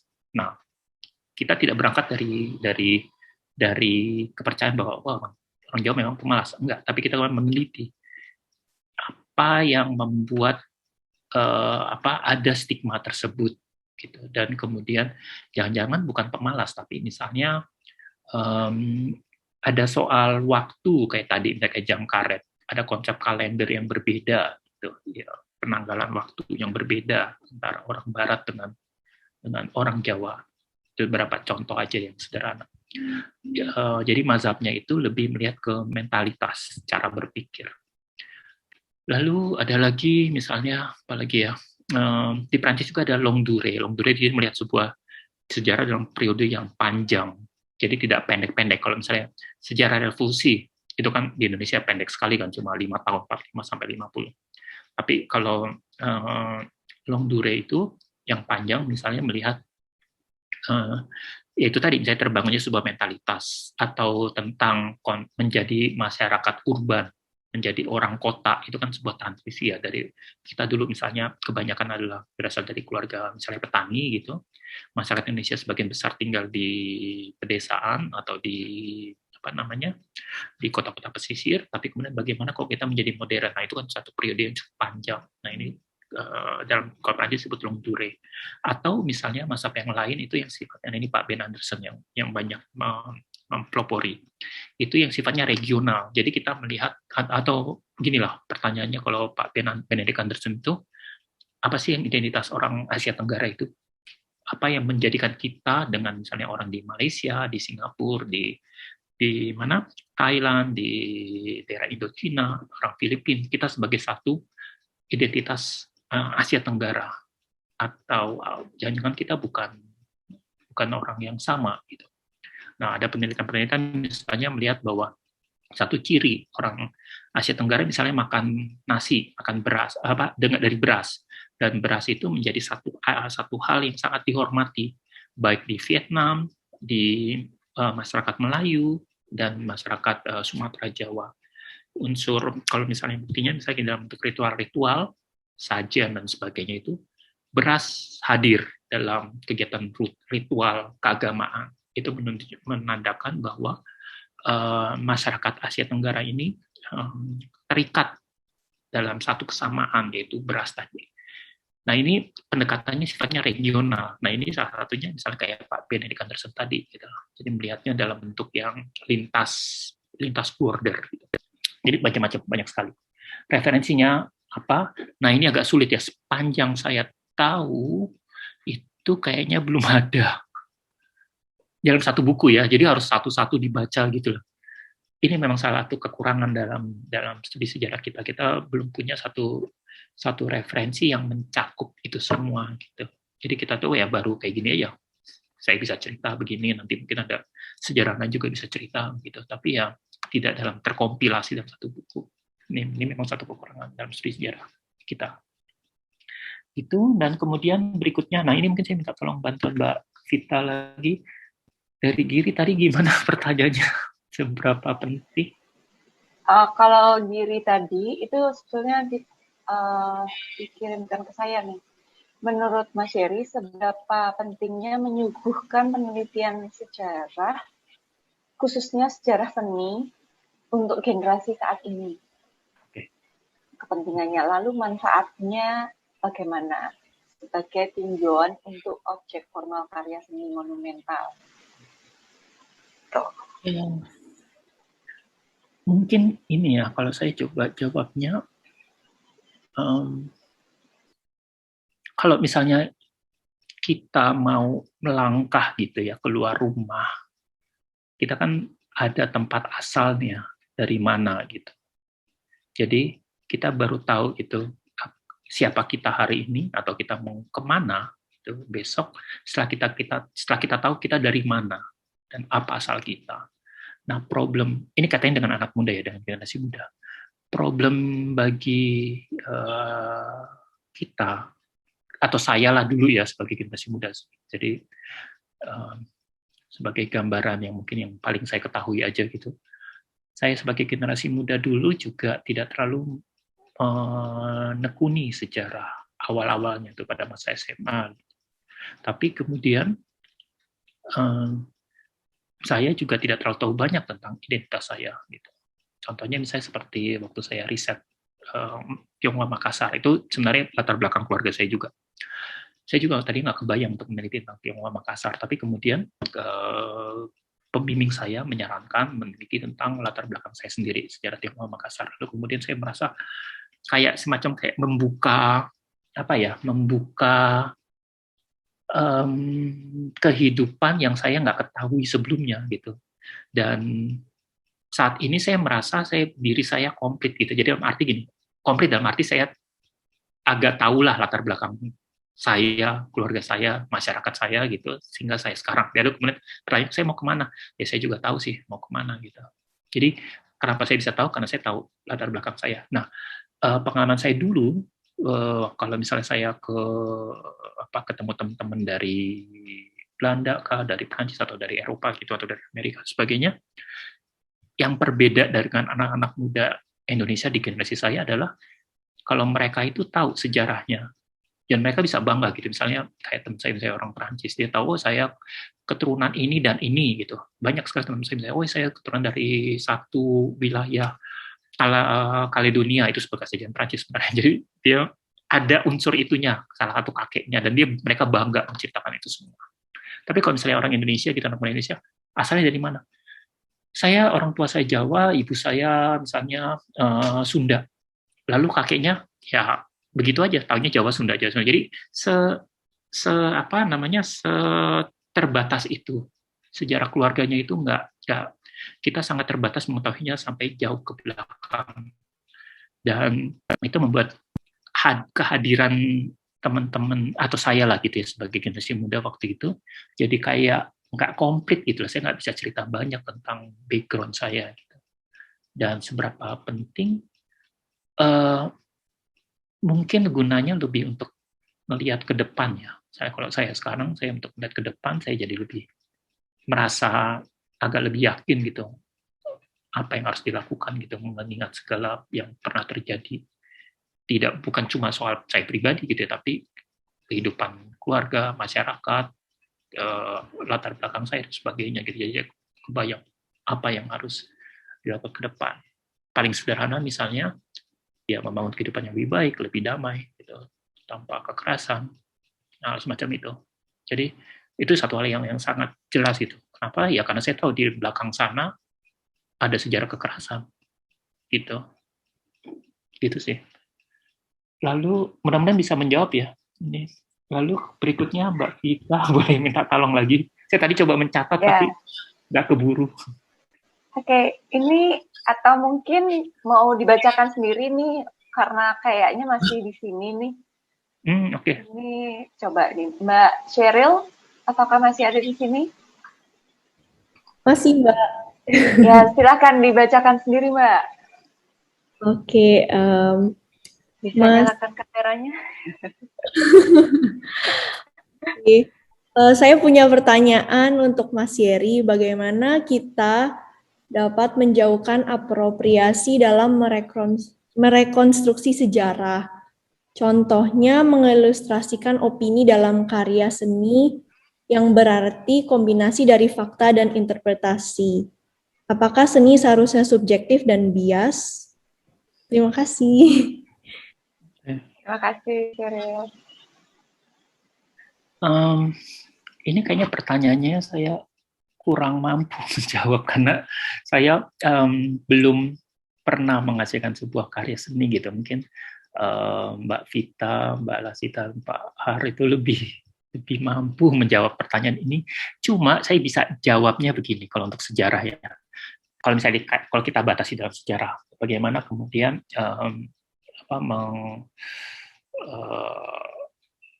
menghadirkan apropriasi dalam sejarah. Kalau kita sih sederhana sekali, misalnya dengan buat kutipan gitu atau referensi gitu.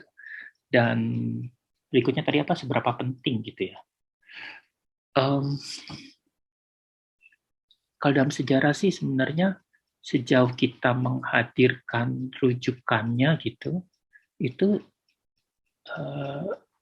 sah ya. Dan apakah ada bias gitu? Apakah boleh ada bias? Seperti saya katakan tadi, sangat boleh sih. Saya malah pikir bias itu menjadi bagian dari gambaran penting dari diri kita. Bagaimana kita melihat sebuah peristiwa sejarah gitu. Jadi kalau misalnya Mbak punya perspektif tertentu terhadap sebuah peristiwa sejarah yang diadakan karya seni, ya itu sah-sah sekali gitu. Sangat sah dan saya pribadi ya merasa semakin banyak variasi perspektif dalam melihat sebuah peristiwa sejarah itu semakin baik. Karena kalau tadi misalnya ada Mas Andika ya kalau nggak salah, ini mohon maaf kalau saya dikoreksi. Apakah ada kebenaran? Nah, bagi saya sih sebenarnya bukan kebenaran tunggal gitu yang paling penting sekarang, tapi menghadirkan sedemikian banyak persepsi terhadap sebuah peristiwa sejarah gitu. Sehingga kemudian teman-teman generasi muda bisa lebih mengukur sendiri mana yang paling tepat untuk diadopsi gitu. Jadi bukan soal bahwa kebenaran itu harus satu gitu, bahwa seorang menginterpretasikan, misalnya kalau contoh dalam film ya, seorang menginterpretasikan Soekarno dalam satu film, maka hanya ada dia yang boleh menginterpretasikan Soekarno dalam sebuah film. Enggak sih, semakin banyak film tentang Soekarno itu semakin baik. Kalau kita lihat di Amerika, film JFK itu banyak banget. Berbagai macam variasinya. Di Inggris Churchill itu banyak banget variasinya gitu, dan sah-sah aja. Ada yang Churchill yang ternyata lemah lembut, ada yang digambarkan sebagai orang yang kejam, macam-macam. Dan itu sah-sah aja sih. Itu kan interpretasi masing-masing, bisa beda-beda. Itu. Ini saya mohon maaf ya kalau saya agak kurang menjawab pertanyaannya, karena itu tadi kalau untuk kaitannya lebih ke dunia seni, saya khawatir saya takut salah jawab gitu. Apakah Pak Harsono bisa jawab Pak mengenai masalah bias ini Pak dalam karya seni Pak? Oke, saya akan coba menjawab ya. Begini, Silakan. apropriasi atau bias atau interpretasi tadi itu sebetulnya boleh sekali. Tetapi ada satu hal yang tidak bisa dilupakan adalah apakah orang yang melakukan apropriasi atau membuat interpretasi ini sudah melakukan riset dengan benar, artinya bisa dipertanggungjawabkan atau tidak. Ketika orang itu tidak memahami sejarah itu atau sesuatu hal yang ingin diangkat itu dengan baik, maka dia akan melakukan apropriasi atau interpretasi yang kemungkinan juga salah. Nah, ini pentingnya mengapa kita melakukan riset. Supaya sesuatu hal yang kita interpretasikan itu benar. Kita tidak bisa mengatakan bahwa sejarah atau apa yang kita baca ini benar atau tidak. Barangkali tidak benar menurut versi orang lain, tetapi kita sudah melakukan sesuatu hal yang bisa kita pertanggungjawabkan. Misalnya kita sudah mengumpulkan sekian banyak data, kita sudah melakukan wawancara, kita sudah datang narasumber dan seterusnya dan ke daerah itu, dan kita menemukan sesuatu fakta. Selain fakta-fakta primer yang kita bisa dapatkan dari berupa data tertulis dan sebagainya, kita juga bisa melakukan riset lapangan. Nah, dari situ kemudian orang sejarawan. Sekali lagi, kita harus sadar betul bahwa seorang seniman bukan sejarawan. Artinya, dia bisa melihat atau bisa menginterpretasikan dan kemudian membahasakan kembali apa yang dia riset ini berdasarkan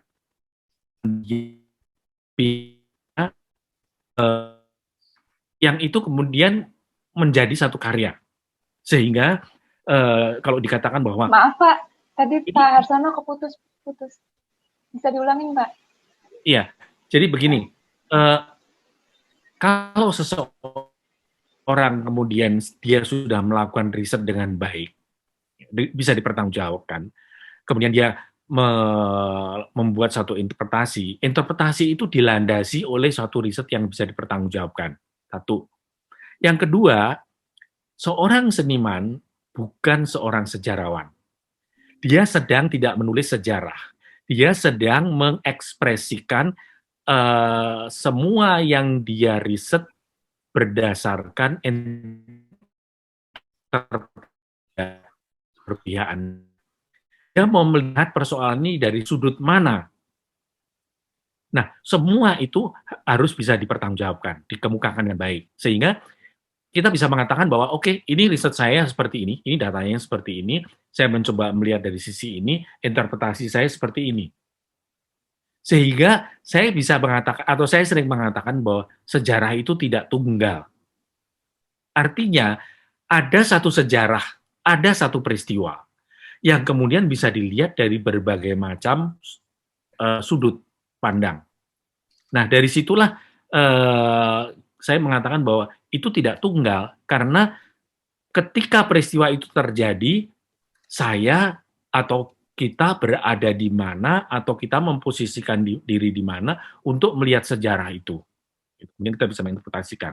Nah, seperti juga Yeri mengatakan bahwa tidak ada kebenaran tunggal di dalam sejarah itu.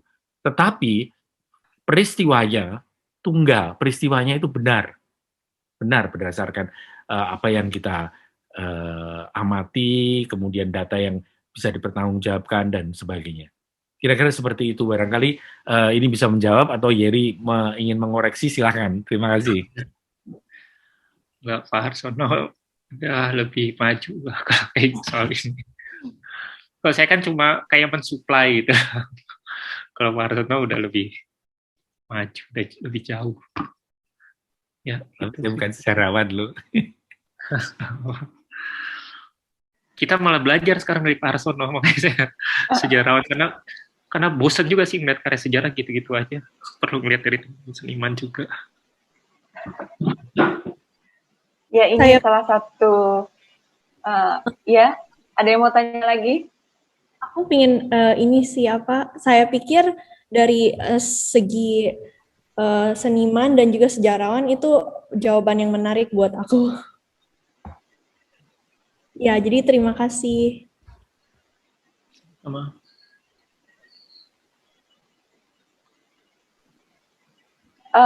Sepertinya ini waktu sudah habis ya, Mas Jerry. Sudah lebih cukup banyak. Teman-teman, ini karena waktunya sudah habis, jadi sesi sudah mau disudahi. Tapi Mas Jerry sangat baik. Mas Jerry mempersilahkan jika ada teman-teman yang masih ingin tanya lebih lanjut, bisa menghubungi Mas Jerry langsung. Ya. Gitu. Nah, itu lewat email atau lewat WA, Mas? Manut bisa email, bisa WA. Karena memang saya kebayangnya gini sih, ini biasanya materi satu semester saya.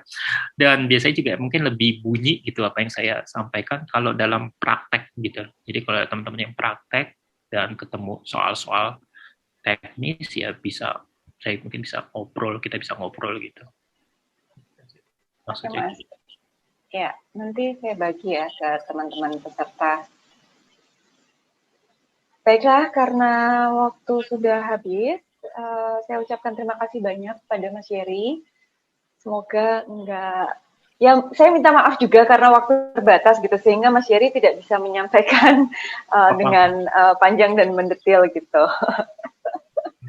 Terima kasih ya Mas Jerry ya. Terima kasih kepada teman-teman yang sudah bergabung bersama kelas Mi Terbuka pada malam hari ini. Saya rasa diskusinya juga cukup menarik karena pemaparan Mas Jerry itu memberikan dasar-dasar buat penelitian sejarah yang bisa digunakan untuk pengkaryaan karya seni, pembuatan karya seni. Pak Harsono, apakah Pak Harsono akan menutup kelas ini, Pak? Ya, oke. Secara singkat saya akan ingin menyampaikan bahwa sebuah penciptaan itu sebetulnya bisa dilandasi oleh banyak hal, termasuk sejarah. Nah, apa yang dikemukakan oleh Yeri tadi adalah bahwa itu adalah dasar yang paling penting yang harus kita pahami ketika kita ingin sebagai penciptaan karya kita. Ya. Tentunya bahwa kita tidak harus murni atau hanya ada satu referensi saja atau satu arah saja, yaitu sejarah.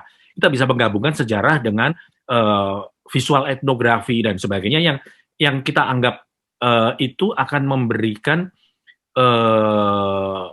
ide atau memberikan masukan kepada kita untuk menciptakan karya itu. Karena sekali lagi bahwa kita bukan orang dari ilmu sosial, kita adalah seorang seniman yang bisa multidisiplin, memakai berbagai macam sumber, berbagai macam keilmuan ini untuk melihat persoalan-persoalan yang akan kita garap. Nah, maka dari itu saya anggap penting bahwa kita memahami sejarah, kita memahami juga visual etnografi yang pertama kali diberikan, kemudian kita juga memahami tentang estetika dan juga memahami bagaimana kesenian yang kita buat ini bertemu dengan kondisi saat sekarang ini, yaitu kondisi di mana teknologi informasi begitu maju. Dan ini satu kuliah atau kelas yang menurut saya menarik sekali, sehingga bagi teman-teman yang memang tertarik untuk melanjutkan atau untuk bertanya lebih jauh tentang persoalan-persoalan sejarah, tadi Mas Yeri sudah dengan sangat baik hati untuk membuka kesempatan kepada teman-teman sekalian untuk bertanya langsung. Nah, silahkan apakah melalui Mas Yeri langsung atau melalui menanyakan kepada Mbak Vita atau Iin atau siapa segala macam untuk mengakses ke Mas Heri ini tadi. Baik, saya rasa itu terima kasih sekali Mas Heri sudah berbagi pengetahuan yang akan saya harapkan sangat bermanfaat bagi penciptaan kita semuanya. Terima kasih. Ya, makasih Pak Har, makasih Pak Mas Heri. Sebelum kelas saya tutup, saya ingin mengingatkan lagi bahwa hari Senin depan itu kita masih ada kelas bersama Brigita Isabella dan Aisyah Hilal. Kemudian yang hari Selasa itu bersama Trauma Rama. Jadi kita masih ada 2 sesi kelas teori lagi. Untuk itu silahkan ditunggu link-link pendaftarannya, tautan-tautan pendaftarannya, teman-teman yang berminat bisa mendaftar. Sayangnya kelas Brigita itu hanya tertutup hanya untuk peserta. Tapi teman-teman masih bisa mendaftar untuk Trauma Rama. Baik, oh ya, satu lagi, saya juga ingin mengucapkan selamat Lebaran, karena 2 hari lagi ternyata kita sudah akan Lebaran, jadi waktu itu IIN dibuka di awal puasa, sekarang juga kita menutupnya dengan mendekati Lebaran, gitu. Saya ucapkan selamat Lebaran, mohon maaf lahir batin jika inkubator inisiatif pernah salah pada teman-teman semua. Semoga pada 1 Syawal posisi kita 0-0 gitu, timbangan kesalahan kita impas. Terima kasih ya teman-teman. Selamat malam.